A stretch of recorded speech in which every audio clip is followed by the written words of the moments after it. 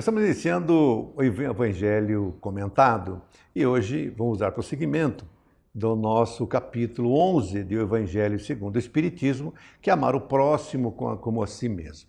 E hoje nós vamos tratar e procurar trazer, junto com Daniel, em palavras simples, a lei de amor.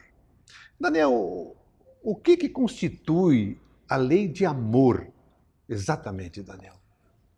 Ficaria difícil nós definirmos esse assunto em rápidas palavras, mas a lei de amor é tudo quanto possuímos na nossa intimidade, que é a expressão do maior sentimento do Criador em relação à criatura que somos nós. Criador Deus, criatura nós. Então, quando ele insere nos nossos registros espirituais a sua lei é caracterizada pelo amor do Criador às suas criaturas, que vai naturalmente se desenvolvendo, né? Porque ela não está pronta em nós. Nós é que vamos ampliando o espectro de ação desta lei. Ela está em germe depositada na nossa intimidade. Mas somos nós. Por isso que, e até nisso, Deus revela-se com uma perfeição absoluta, porque Ele nos dá o direito de errarmos, inclusive. Mas ele estabelece como que se fosse uma sentença divina de amor para que acertemos. Então ele dá o direito aos seus filhos, às suas criaturas, de dizer assim, ó, se exercite para você se conquistar perante a lei de amor. Então, é difícil nós definirmos o que é a lei de amor, né, Daniel? Mas, na medida em que nós a vivenciamos, nós vamos experimentando os seus resultados. Porque nós ainda, né, Daniel, nós temos, por uma questão de cultura, ainda sermos muito teóricos às coisas, né, Daniel? Verdade. E nessa teoria que nós desenvolvemos em nós, e que buscamos na forma de ter entendimento das coisas, de instrução, nós procuramos sempre visualizar em questão de materialização das coisas. E o amor é algo que você sente, você não manipula. Perfeitamente. Então, essa lei de amor é aquilo que nós temos guardados em nossa consciência, você falou que estamos em germe. É isso que eu queria que você explicasse um pouquinho, para que a gente pudesse transcender um pouquinho da nossa... Você falou muito bem, Valdecir, que quando você fala em amor, às vezes, a boca irresponsável, ela chega a banalizar este que é o sentimento sublimado, e na referência de Jesus, é toda a lei e todos os profetas, ou seja, é exatamente o desaguar de um sentimento absolutamente sublimado, né? Para que a gente, quem sabe, faça uma referência de compreensão, quando a gente olha uma semente, a gente não vê senão a semente, né? Às vezes nem vê a semente, porque é tão pequenininha, né? Mas imaginemos uma semente visível. A gente não vê a árvore frondosa que está dentro daquela semente, mas está ali toda a estrutura da árvore, todo o lenho, todas as flores, todas as folhas, os frutos futuros, o perfume em germe que a flor haverá de exalar quando a árvore a desabrochar. A lei de amor é um pouquinho disso, né? Metaforicamente, é essa semente divina que somos nós, né? Que somos lançados no solo para que um dia possamos germinar, e já germinamos, né? Criemos corpo, lenho, né? Façamos sombras para abrigar o transeunte, possamos oferecer frutos e dar o perfume no ar. Esse perfume que a gente pode dizer que é exatamente o amor. É esse elemento que onde as criaturas que amam passam, que fica como se fosse um perfume, como se fossem estrelas salpicadas no solo pelas realizações. Então, é difícil definir o amor. Jesus fala assim, ama, ou seja... Da tua forma, ama. Agora, no Faça. sentido assim, mais prático, buscando nos ensinos de Jesus que estão lá no bojo da doutrina espírita, como devemos praticar, como devemos fazer para vivenciar e desabrochar essa virtude primeira que é a lei de amor em nós? Pode ser toda criatura que vem para o planeta Terra, ela tem uma destinação divina.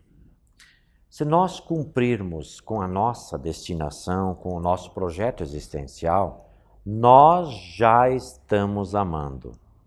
Quando vamos compor um lar, quando recebemos um filho dentro do lar, quando nos entregamos ao trabalho, aos labores mais diversos, quando estamos na sociedade, quando estamos na relação com outros seres, nós estamos no exercício do amor. O problema é que às vezes as pessoas confundem que o amor são aqueles arroubos, né, de caridade que muitas vezes está fora do alcance de tantas criaturas, né? Ser um grande benfeitor da humanidade. Quantos que podem fazer isso? Gestos desta envergadura? Poucos. Mas a proposta de amar no sentido feito por Jesus é de fazermos aquilo que está ao nosso alcance. Poucas porções, de acordo com as nossas possibilidades, para que um dia possamos fazer grandes porções. Jesus diz assim, um pouquinho de levedo, um pouquinho de fermento leveda toda a massa. É um pouquinho de amor que vai fermentando toda uma massa. A humanidade do planeta Terra, né, já é capaz de amar. Um pouquinho de amor de cada um, cuidando do filho, cuidando da esposa, cuidando do esposo, cuidando do lar, cuidando da sociedade, do trabalho. Isto é amor. Porque nenhuma criatura é capaz de entregar-se por conta de um sentimento sem que ela exercite. E Jesus diz assim, a cada um segundo as suas obras. O que ele está querendo dizer? Que você ama a partir daquilo que você faz. Ninguém vai dizer, olha, eu amo tanto. Mas você faz o que mesmo? Veja bem, o que a gente vai entregar, entende, para o mundo espiritual? Conversa? Não. A gente fala assim, ó, eu faço isso está ao meu alcance. Eu posso cuidar, entende? Das crianças. Dentro da sala de aula, eu vou procurar ser um bom professor, né? Se eu sou o diretor de uma empresa, eu vou cuidar bem dos negócios, entende? Vou ser ético, vou cuidar bem dos colaboradores, como modernamente são chamados hoje os empregados das organizações, das corporações. Então, isto é amor, né? Se é uma causa humanitária, eu vou me entregar a esta causa humanitária fazendo, não discursando. Por uma questão assim de conforto do meu coração, nosso coração, será que podemos dizer que o respeito que possamos ter para com o próximo, para com a sociedade, para com o mundo, o respeito já é o começo de amar? Sem dúvida, sim. Porque, veja, se fala muito, o respeito, sem dúvida nenhuma, ele tem um senso de urbanidade necessário, né? O que vemos hoje é muito da ausência de respeito pelo próprio ser humano, né? E se fala muito na chamada caridade. O que é a caridade?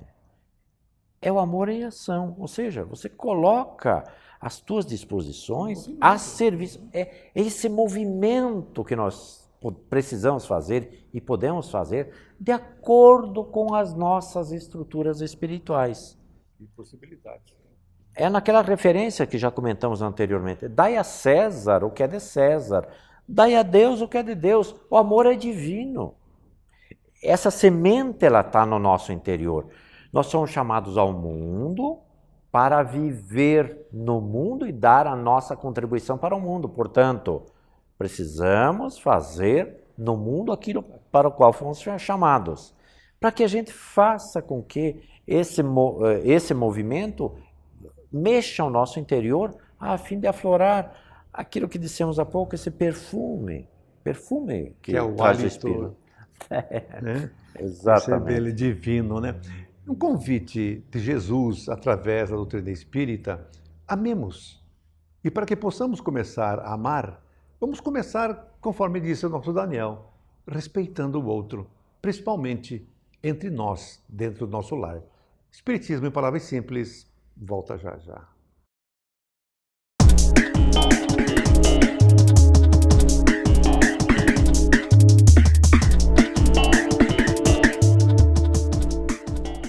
Olá, bem-vindo ao quadro Espírito Jovem.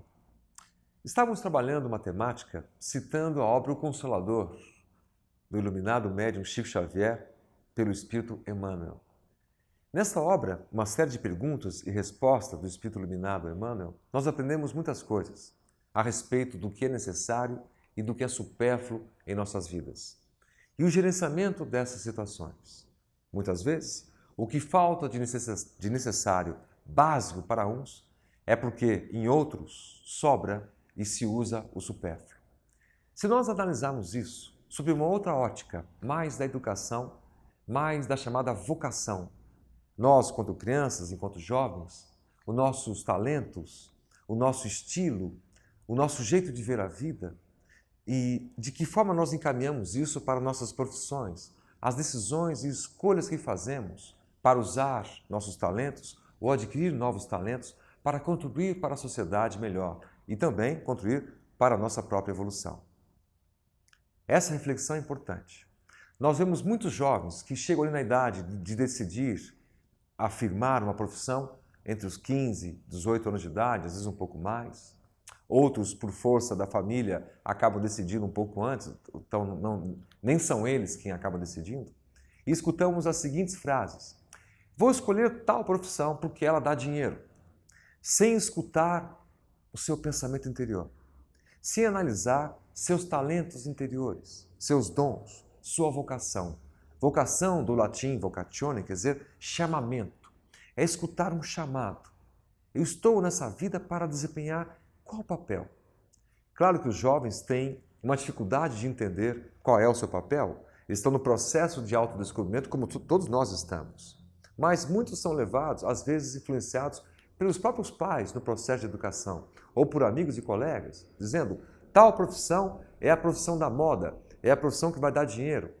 E muitos se encaminham para essa profissão sem ter um resguardo, sem ter, de forma instintiva e inata, um preparo para aquela atuação, sem ter nesta missão, nessa profissão, a sua missão pessoal. Encontramos diversos profissionais que passam a vida lutando contra a sua própria profissão. Chegam em casa cansados, chegam em casa exaustos, vão ao trabalho exercendo uma profissão para a qual não era exatamente a que estava planejada para a sua vida. O interesse financeiro em angariar recursos financeiros para que ele possa ter acesso a comprar os bens que deseja, muitas vezes façam com que ele opte por uma outra profissão, uma outra carreira que não era aquela que ele estava talhada para fazer. Encontramos diversos artistas que não são artistas, estão em profissões que não são as profissões que eles poderiam estar contribuindo melhor para a sociedade. Passam dia após dia, mês após mês, ano após ano, reclamando do estresse, do cansaço, do quanto a vida é difícil, de quanto o trabalho é complicado. Há até uma pequena anedota dizendo que o filho muito pequeno acompanha o pai chegando do trabalho e todo dia essa expressão de horror, de cansaço e de estresse. E o filho pergunta: pai, De onde é que o senhor está vindo? E o pai diz, do inferno, né? Do cansaço, do dia complicado. Aí o filho faz 17, 18 anos e o pai cobra, filho, não está na hora de você trabalhar? E o filho diz, de jeito nenhum. Porque o trabalho para o filho acabou sendo um conceito, ou conceituado, ou aprendido, como sendo uma coisa muito difícil, obrigatória, e aquela coisa penosa, e não uma oportunidade nobre de se desenvolver. Uma oportunidade única de contribuir para a sociedade. Quantos professores não são professores porque optaram por outras carreiras que dão mais dinheiro, mas deram muito mais estresse e vivem nessa vida remoendo-se na carreira? E às vezes tem tarde demais a chance de encaminhar para a sua própria profissão, ou a profissão que deveria estar destinado para. É no processo de educação que nós temos a chance de escutar nossos talentos íntimos, ou aqueles que poderão ser desenvolvidos, e melhor desenvolvidos mediante o trabalho nobre. A pessoa que tem amor pelo que faz, pelo seu trabalho, não vê o tempo passar. O trabalho pode ser estressante, pode ser cansativo da mesma maneira, mas ele não vai dizer que veio do inferno, veio da dificuldade depois de um dia de trabalho. Se sente cansado, porém, realizado. Usa seus talentos para aquilo pelo qual ele foi chamado, o chamamento, a vocação. O dom gritando mais alto dentro de si e ele encaminhando para isso. E vamos lembrar que as profissões não são talhadas apenas numa faculdade. Quantas profissões nobres existem, atividades nobilitantes que existem para a sociedade e que não é a faculdade ou um curso superior apenas que faz. Cada um de nós tem a sua missão, tem o seu papel relevante na sociedade. Todos são relevantes. Não é por quem é formado doutor que este é mais importante de alguém que está varrendo as ruas na sua profissão nobre. Aliás, se nós invertêssemos o papel e pedíssemos aos garis de rua que fizessem greve por apenas um dia, nós sentiríamos na pele o quanto eles são importantes. Isso de vez em quando acontece. E somente nessas horas nós dizemos o quanto essa profissão é importante, o quanto é nobre. Em geral, essas pessoas são bondosas, são carinhosas. Quando nós paramos na rua e conversamos com um gari, vemos logo que ele começa a falar de si, falar da vida. São pessoas carinhosas com o que fazem. Eles veem, eles percebem, sabem da utilidade que tem para a sociedade, por mais que a sociedade não reconheça nele uma profissão nobre. Às vezes nós queremos ser engenheiros pelo status que dá a engenharia e estamos deixando de ser bons professores de matemática de escola municipal ou estadual. Às vezes queremos ser empresários de um ramo de outro e estamos deixando de ser profissionais de uma área muito nobre, muito importante para a sociedade. Escutar a voz interior, conhecer-se, o autoconhecimento é fundamental para que nós possamos perceber no jovem ou em nós mesmos esses direcionamentos. Os pais não devem fazer a conta, induzindo o jovem a escolher uma profissão ou um curso superior, se ele assim tiver condições, baseado na moda ou baseado no que dá mais dinheiro. Deverá fazê-lo baseado nas suas emoções íntimas. Toda a profissão provê de recursos financeiros, ainda mais aquelas onde nós, usando nossos talentos, fazemos com paixão, fazemos com amor, com ardor. O trabalho é o amor, é o sentimento em benefício do próximo. Quando nós escutamos essa voz interior e os talentos que nós temos e os que possamos desenvolver e usamos isso em benefício da sociedade, não com interesse imediato financeiro, mas com o interesse de nós nos realizarmos, podemos ter a certeza de que Deus nos proverá. Ele é Pai e proverá a todos aqueles que estão fazendo aquilo com vista, com o objetivo de ver uma sociedade melhor. A esse respeito, pedimos licença para uma frase do Espírito Emmanuel na obra O Consolador.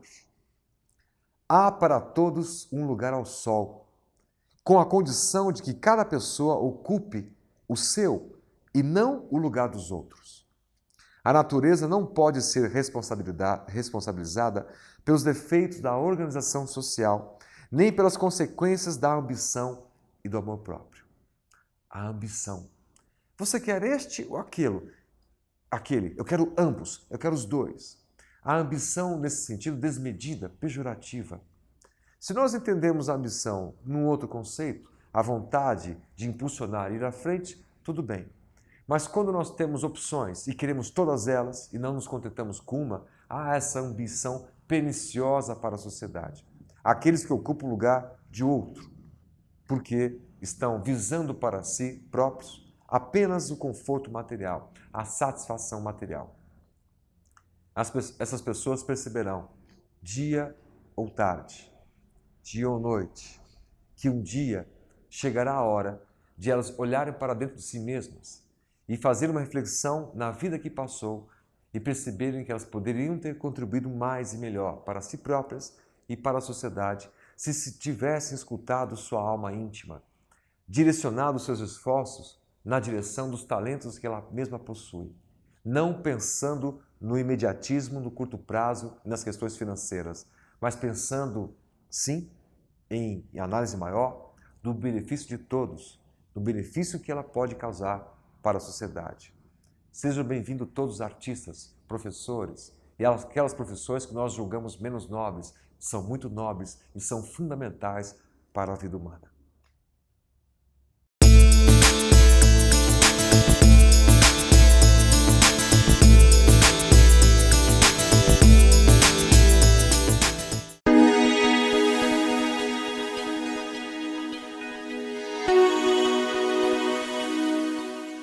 Queridos amigos, queridos irmãos, que alegria estarmos juntos mais uma vez. Nosso abraço fraterno, nossas rogativas a Jesus, ao nosso Pai, a Deus, nosso Pai, por todos nós. Na sequência dos programas, estamos trabalhando um pouquinho dentro do Consolador os ensinamentos do Cristo, de uma forma simples, numa conversa simples, a fim de que nós façamos as substituições necessárias para trazermos um pouquinho mais de perto do nosso coração os ensinamentos de Jesus. Falávamos do Mestre, tão bom falar do Rabi.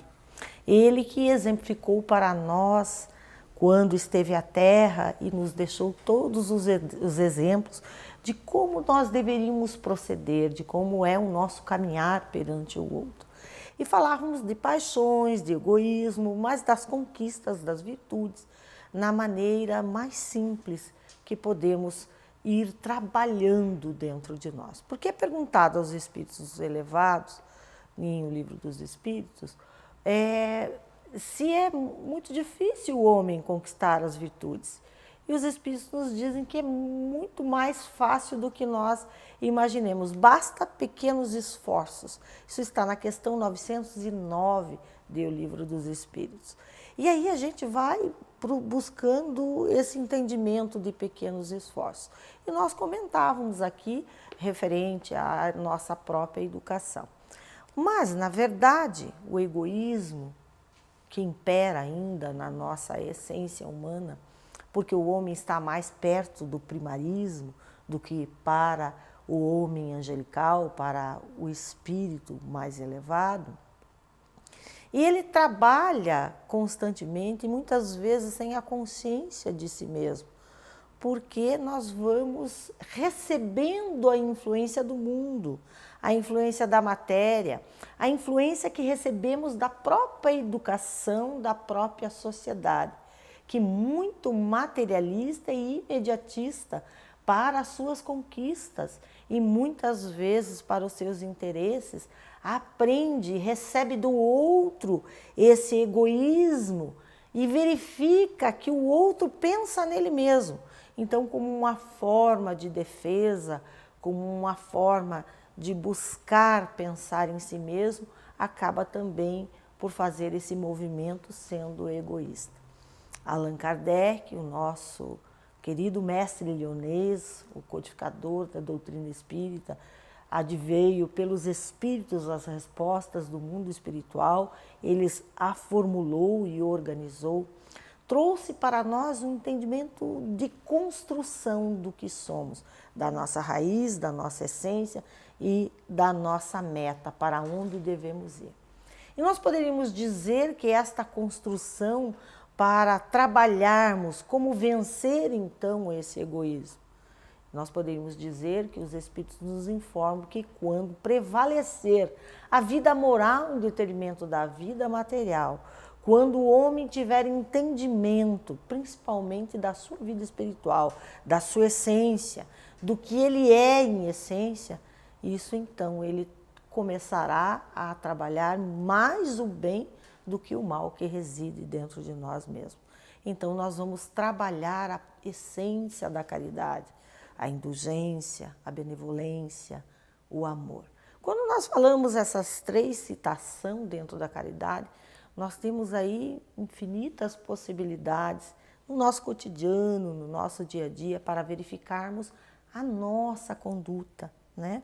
Quando nós falamos que nós queremos ou que nós trabalhamos muito para concorrer para a vida da matéria, buscando a felicidade ilusória aqui agora.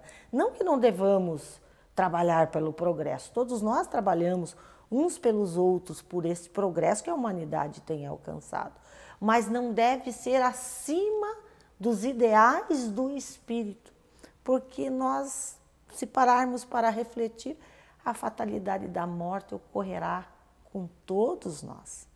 E o que levaremos de retorno? Qual é a nossa bagagem, né? O que nós teremos para analisar conscientemente do feito, da nossa trajetória nessa reencarnação? E nós deveremos, então, buscar o entendimento sobre a vida do Espírito. Então, quando o Espírito compreende, quando nós compreendemos que nós somos espíritos imortais, que estamos vivendo uma etapa da vida e que o propósito é crescer e evoluir para Deus, deverá trabalhar, então, o progresso moral, a consciência, a lucidez da criatura humana. E vai prevalecer, então, o homem moral em detrimento do homem egoísta, mais materializado e imediatista no aqui e agora. E Jesus é esse exemplo vivo das conquistas humanas. Muitas pessoas falam assim, Jesus não tinha uma pedra para deitar a cabeça. É uma realidade, né? Um espírito angelical que já era um espírito de escola, já era um espírito evoluído quando se formou o nosso planeta Terra, quando estava em formação esse planeta, para depois, muitos bilhões de anos, nós chegarmos aqui nesta habitação que estamos hoje. Então, essa consciência de nós mesmos, este olhar que nós devemos ter para a maneira que nós procedemos, o quanto somos ainda egoístas no nosso proceder, nas nossas escolhas, o quanto nós temos a capacidade para abrir mão, para renunciar. Amor é renúncia, amor é sabedoria. O ódio, todas as suas conjunções, as suas conjugações são tolas. Nós vamos ver que a conquista dessa sabedoria, a conquista do amor, é a grande lição que Jesus veio nos trazer. Então nós temos que ir trabalhando paulatinamente, cada dia, cada momento, nós podemos ir mudando o nosso comportamento. É nesse sentido que nós vamos conquistando as virtudes, principalmente na renúncia de nós mesmos, na renúncia dos nossos interesses em detrimento do outro. Aí você vai perguntar, puxa, mas e daí? Como é que eu conquisto então? Ficarei eu, uma criatura miserável nesse sentido, de possuir, ou de ter, ou de ser? Não. Quando nós construímos a felicidade do outro, na verdade nós estamos construindo a nossa própria felicidade. É aí que vamos angariando a oportunidade de sermos melhor, ok? Nossa alegria de você estar conosco, continue assistindo o nosso programa, não esqueça de consultá-lo no YouTube. A nossa gratidão, o nosso abraço. Deus os abençoe.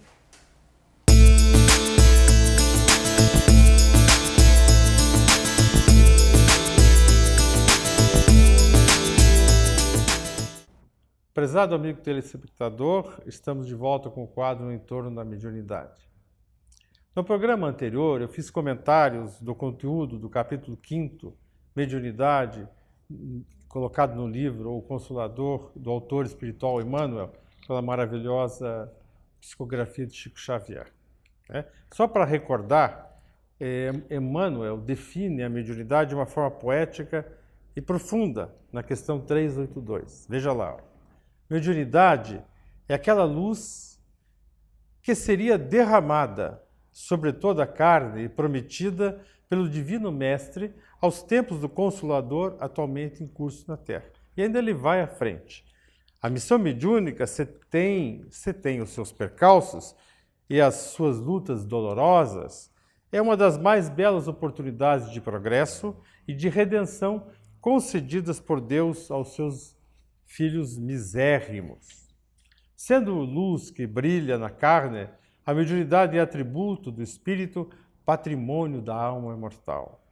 Elemento renovador da posição moral da criatura terrena, enriquecendo todos os seus valores do capítulo da virtude e da inteligência, sempre que se encontre ligada aos princípios evangélicos na sua trajetória pela face do mundo. Veja que negócio bonito, poético mesmo, e profundo.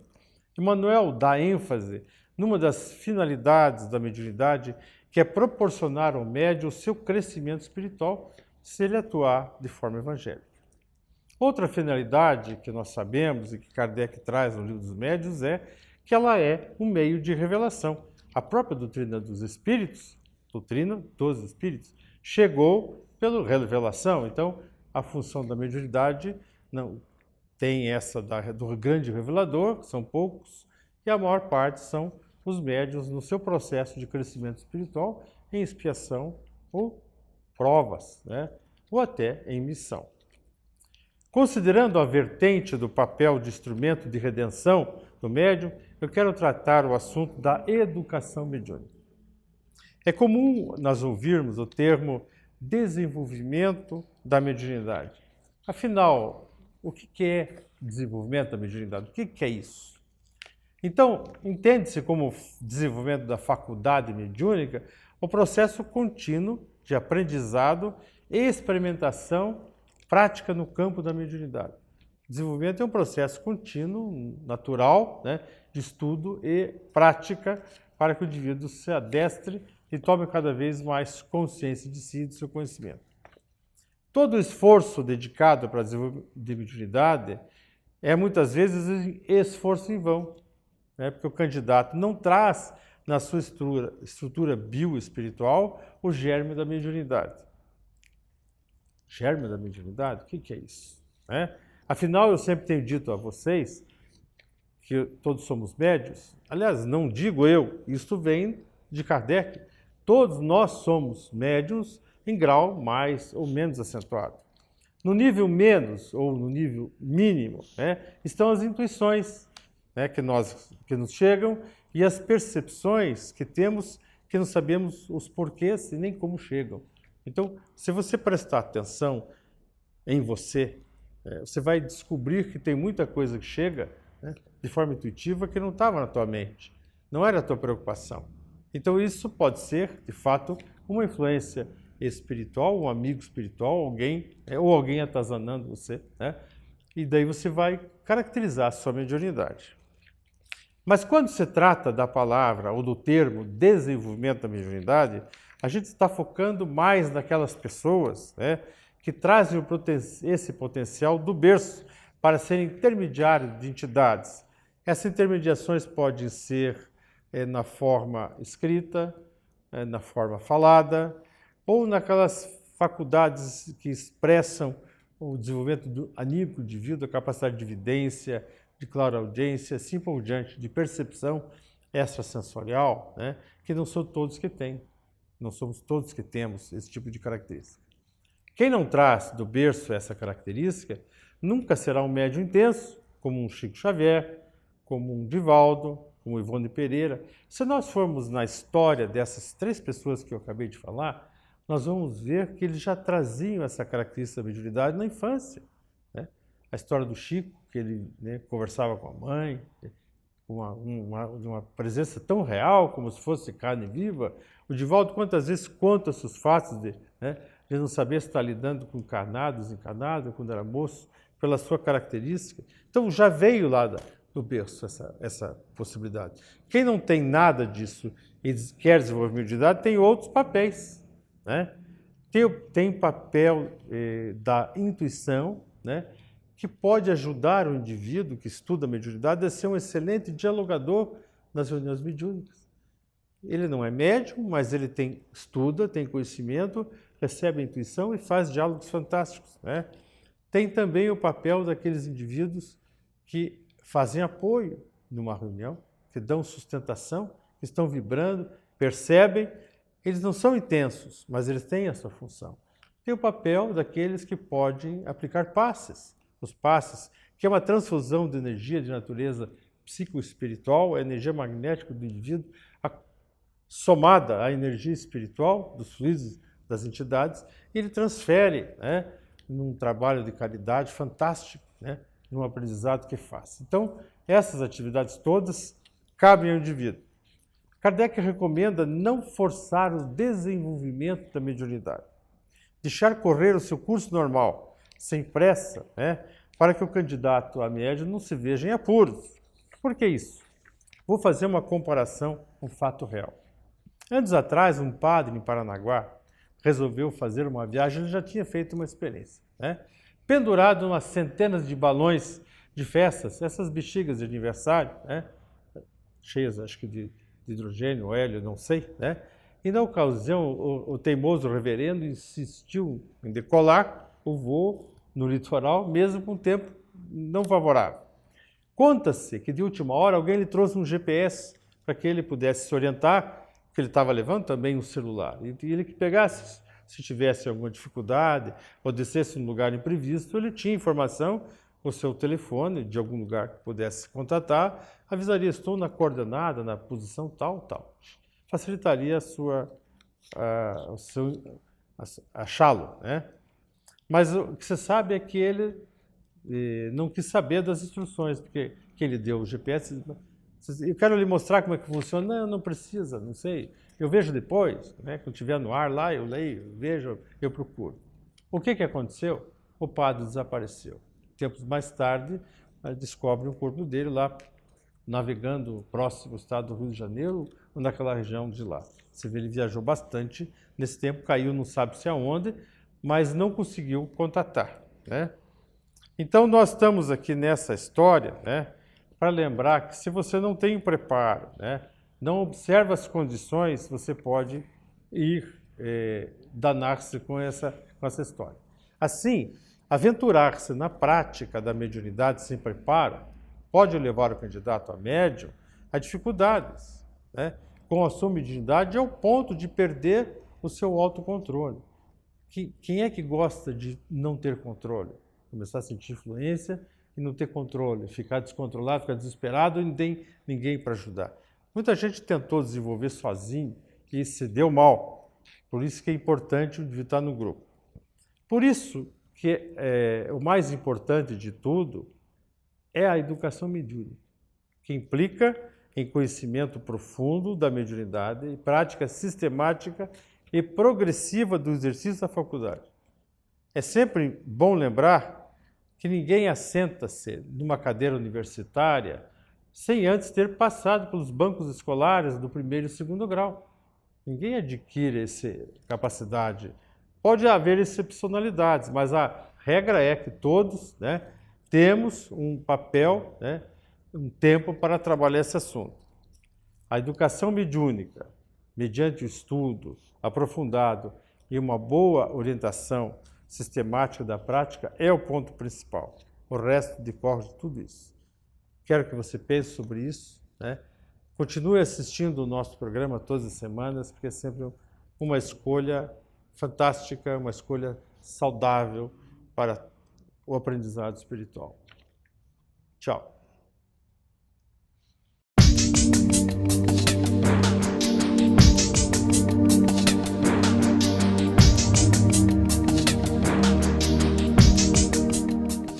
Olá, amigos. Este é o quadro A Vida em Pauta. Hoje vamos falar um pouco, deixando para vocês algumas questões, mas na própria questão que formularemos já está a resposta. Você sabia? Essa é a questão. Você sabia que a doutrina dos espíritos foi codificada e foi lançada através da publicação de O Livro dos Espíritos a 18 de abril de 1857, portanto, em torno de 158 anos. Pelo professor, pedagogo francês Hippolyte Léon Derizard Rivail, que adotou para a codificação da doutrina espírita o pseudônimo de Allan Kardec. Você sabia que a doutrina espírita está assentada no tripé ciência, filosofia e religião? Ciência porque a sua organização, a sua estruturação utiliza-se dos recursos da ciência positiva, mas também porque, de forma científica, além da organização, Allan Kardec apresenta as informações e os conhecimentos estruturados a respeito dos fenômenos espíritas, da comunicabilidade dos espíritos. Em rápidas palavras, é uma ciência. É uma filosofia porque apresenta respostas para as questões mais profundas sobre a vida. E é uma religião, não uma religião como uma instituição com características hierárquicas, dogmáticas, com rituais, mas uma religião no sentido de que ela propicia ao homem conectar-se com Deus e aproximar-se do Criador. Portanto, ela está assentada neste tripé ciência, filosofia e religião. Evidentemente, ela tem outros fundamentos que a consolidam. Você sabia que a doutrina espírita é a terceira grande revelação? Revelações nós temos a todo instante, quando aprendemos alguma coisa, é uma revelação. Tiramos o véu da ignorância de cima das coisas que estão dispostas no universo e deixamos de ser ignorantes ou diminuímos a nossa ignorância. Mas Deus, auxiliando os seus filhos, nos mandou 3 grandes revelações. A primeira delas, com Moisés, o que não fazer, com Jesus, o que fazer, e completando o ciclo com a doutrina dos Espíritos, a terceira grande revelação, como fazer e por que fazer. Portanto, ela vem cumprir, além disso, uma promessa do próprio Cristo, quando ele promete um novo Consolador. Portanto, ela cumpre este papel de atender a promessa que o Cristo nos deixou, que nos mandaria um outro Consolador para nos relembrar os seus ensinamentos e esclarecer todas as coisas. A doutrina espírita tem como fundamento Deus, a crença em Deus. Sem Deus, as coisas não têm sentido, a vida não tem sentido, nossas diferenças, nada tem sentido. Mas, tanto que Allan Kardec começa o Livro dos Espíritos com a primeira pergunta: que é Deus? E os Espíritos respondem: inteligência suprema e causa primária de todas as coisas. Allan Kardec pergunta aos imortais, em O Livro dos Espíritos, qual o ser que Deus colocou na Terra para servir de modelo e guia para a humanidade? E os Espíritos respondem com uma única palavra: Jesus. Portanto, a doutrina espírita está assentada sob os ensinamentos de Jesus, tanto que vem reviver os seus ensinamentos na simplicidade dos 3 primeiros séculos. Portanto, Jesus é o mestre, maior modelo e guia que Deus colocou para servir cumprir este papel perante a humanidade e auxiliar a seus filhos caminharem na direção da casa do Pai, quais filhos pródigos que o somos. Portanto, Jesus é a base de todos os valores que precisamos para o nosso progresso moral, para o progresso dos sentimentos. Nesta premissa, a máxima que Allan Kardec encontra como caminho para a nossa perfeição, para o nosso caminhar, é a caridade. E coloca o capítulo 15º do Evangelho segundo o Espiritismo: fora da caridade não há salvação. Mas e as outras questões da vida? Os outros atributos, paciência, tolerância, compreensão, indulgência e por aí afora. A caridade, na proposta de Jesus e na conclusão e na interpretação de Allan Kardec, ela é a somatória de tudo isso. A caridade incondicional absorve e contém no seu bojo todas as virtudes. Por isso, a caridade é o caminho definitivo para a nossa perfeição, para a nossa felicidade. Portanto, só é possível sermos caridosos incondicionalmente, como propõe Jesus, quando nós amamos. Por isso, a doutrina dos Espíritos reconhece todos os ensinamentos de Jesus, e especialmente aquele em que ele sintetiza a lei, em amar a Deus sobre todas as coisas e ao próximo como a nós mesmos. A doutrina espírita está neste embasamento. Mas ela também nos convida, nesta linha, à fé raciocinada. Caminharmos na direção, porque entramos, século XIX, quando ela foi codificada, a humanidade estava entrando na era da razão, na era dos grandes pensadores. Então, por isso ela vem trazer como fazer e por que fazer. Porque entramos na era da razão e temos que saber por que estamos fazendo as coisas, por que direcionarmos as nossas vidas na direção da casa do Pai, por que praticarmos a caridade, compreender a caridade. Então, ela nos convida à fé raciocinada, nos convida a encontrar Deus pela razão. Pela obra se reconhece o autor, nos mostrando, e já falamos em outros programas desta questão, de encontrarmos a divindade. Portanto, ela nos convida à fé raciocinada. E Kardec assevera que fé inabalável, em O Evangelho segundo o Espiritismo, fé inabalável é aquela que encara a razão face a face em qualquer época da humanidade. Portanto, ela nos convida a uma fé raciocinada. E o convite é tão forte que o codificador propõe que não aceitemos nada que a nossa razão não aceite, para que tenhamos a compreensão, a propriedade do entendimento. A doutrina dos Espíritos, você sabia que ela responde questões como: quem somos? Evidentemente, já temos uma noção, somos espíritos. Mas aprofundar esta questão do espírito, este é o principal objeto de estudo da doutrina dos Espíritos. Então, quem somos? Mas necessário também responder perguntas de onde viemos. E a doutrina dos Espíritos vem responder esta questão também, de onde viemos. Mas e para onde vamos? Quais as nossas condições para o lugar para onde vamos?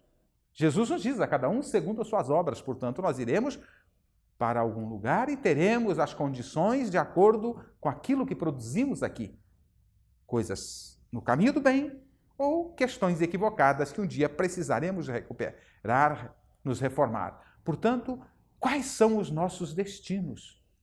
O único determinismo, você sabia, que encontramos em doutrina espírita é que caminharemos na direção da casa do Pai e chegaremos lá. Porque o próprio Cristo diz, nenhuma das minhas ovelhas se perderá. Esta questão mata a ideia de inferno.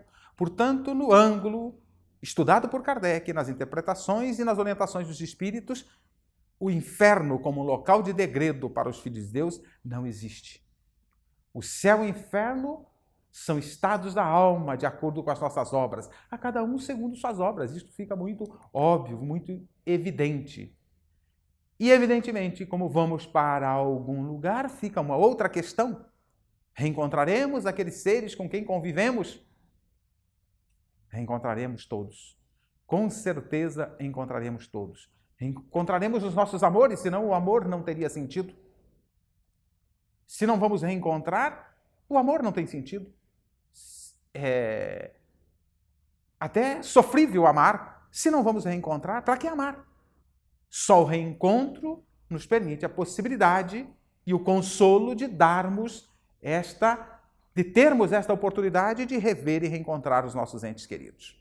Portanto, a doutrina espírita é consoladora, porque nos fortalece na fé e nos convida às reflexões mais profundas sobre a vida e nos oferece a oportunidade do reencontro. Só por esse aspecto de ser consoladora, como foi o Evangelho de Jesus, por isso um novo Consolador, prometeu o Cristo, ela já nos fortalece e nos traz uma paz interior, uma tranquilidade interior. Eu fiz algumas perguntas, você sabia, mas no próximo programa eu vou fazer mais algumas perguntas e vou explicar a você por que é importante saber destas questões. Continue assistindo o nosso programa Espiritismo em Palavras Simples.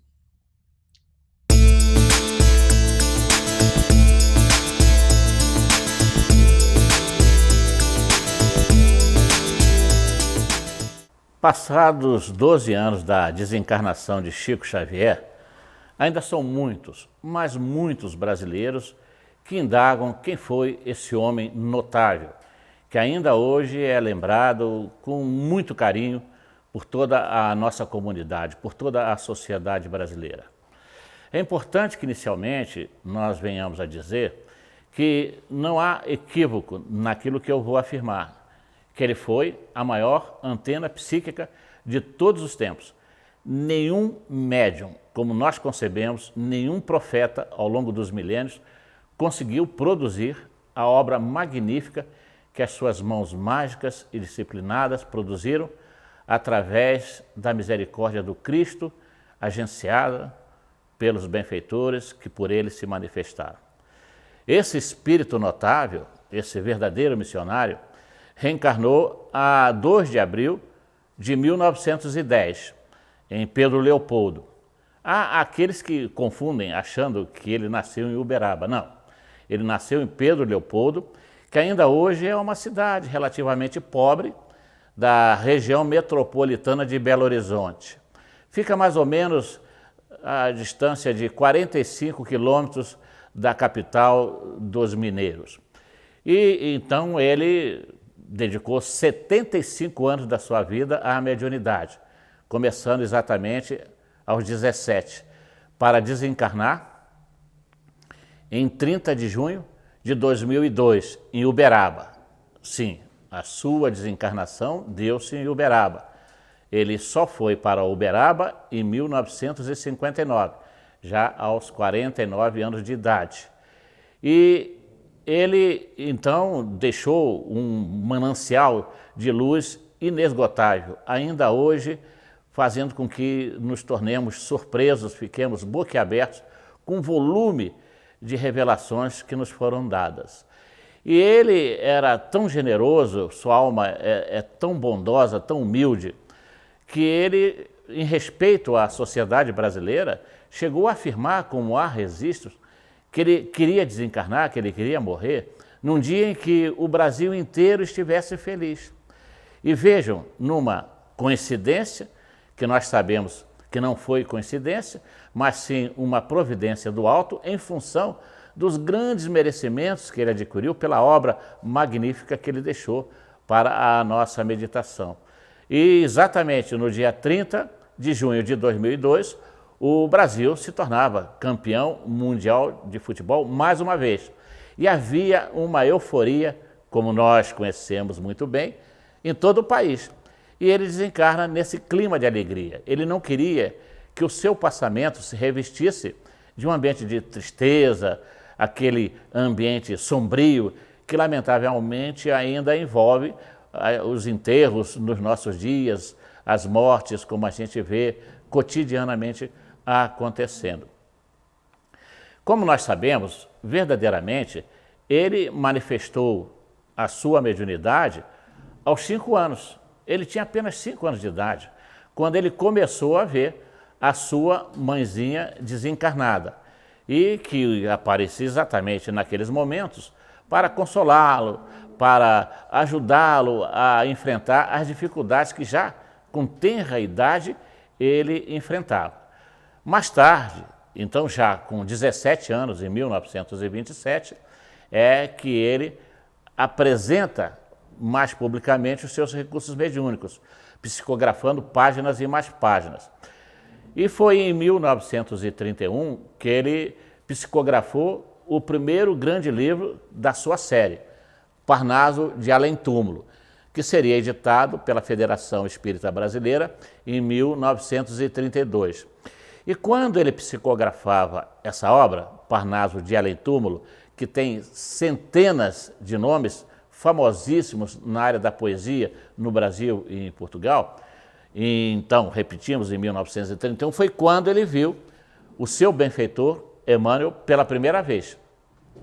Ele estava ali no Centro Espírita Luiz Gonzaga, quando, de repente, uma luz imensa se apresentou e ele percebeu que essa luz atravessava a parede, deixando-o inebriado, emocionado com um espetáculo que até então ele jamais vira.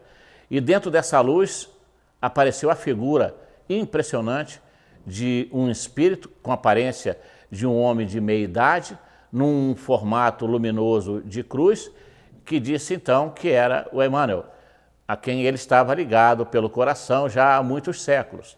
E que se Chico desejasse e fizesse esforço nessa direção, ambos poderiam trabalhar em benefício da renovação do pensamento cristão à face da terra através das suas mãos. Nós sabemos que Chico Xavier não nasceu para psicografar tantas obras como nós hoje sabemos que psicografou.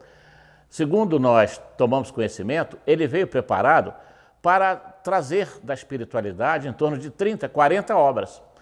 Mas ele foi tão bem no desenvolvimento da sua tarefa que os espíritos chegaram à conclusão de que tinham que aproveitá-lo o máximo possível. E graças a isso é que ele recebeu uma oratória, porque também não estava previsto que ele iria durar 92 anos debaixo de extremas dificuldades. Mas durou. A gente sabe que com a proteção dos benfeitores espirituais, porque não era em seu próprio benefício, mas em benefício da comunidade, porque ele precisava de saúde ainda que pouca para trabalhar. E a sociedade precisava das obras que depois viriam e que hoje somam mais de 400 livros, mais de 400 títulos diferentes. E essas obras, nós sabemos, abordam os mais variados aspectos do interesse humano, da cultura espiritualizante da sociedade mundial. Nós temos ali, nesse conjunto de livros, de mais de 400, assuntos que tratam de ciência, de filosofia, de religião, e, enfim, de um conjunto de outros aspectos como os problemas sociais, a economia dominante, os aspectos ideológicos, as origens dos males, as suas curas possíveis e um conjunto de outros aspectos que são muito interessantes e que praticamente respondem a todos os quesitos da indagação humana, das aflições, dos dramas humanos que se desdobram, como nós vemos aí diariamente em nossa mídia. Há ainda alguns companheiros que não têm um conhecimento exato da sua obra e que acham que apenas Emmanuel, André Luiz e Humberto de Campos, depois Irmão X, é que utilizavam a sua psicografia, porque esses são verdadeiramente os autores mais conhecidos. Os três é que deram o maior número de obras, mas nós sabemos que isso não é verdadeiro. Um grande jornalista, um notável escritor, um dos seus biógrafos, pesquisador da sua obra, Luciano da Costa e Silva, fez um estudo meticuloso em todas as obras e constatou que 572 autores escreveram através das suas mãos os mais diversos assuntos. Vejam que coisa impressionante. E ele impressionou mais ainda o Brasil quando, em 1937, ainda um rapazola, lá em São Paulo, no Instituto de Metapsíquica, diante de autoridades estrangeiras, ele psicografou uma página em inglês de trás para frente, aquilo que chamam de especular, que só se lê diante do espelho, e que eu chamo de espetacular. No ano imediato, em 1938, para espanto geral daqueles que ali estavam, ele psicografou uma mensagem em braille. Foi preciso que a autora da mensagem, a dona Ingrácia Ferreira, que lidera, quando em vida, o movimento de assistência aos nobres companheiros deficientes visuais, precisou dar o alfabeto em braille para poder se traduzir. Vejam que coisa impressionante. E uma mensagem belíssima. Décadas depois, ele faria um sucesso imenso através da Tupi, a TV Tupi, que era a mais famosa do período, em que nos programas Pinga Fogo, ele extasiou o Brasil com as suas respostas. Muitos filmes, documentários, livros que falam dele, dos seus casos, da sua obra, da sua vida, aí estão para a nossa cultura. Esse homem notável, hoje já vendeu mais de 50 milhões de exemplares das mais variadas obras e recusou receber cerca de 200 milhões de direitos autorais, que ele distribuiu fraternal e generosamente com as instituições de assistência em todo o Brasil.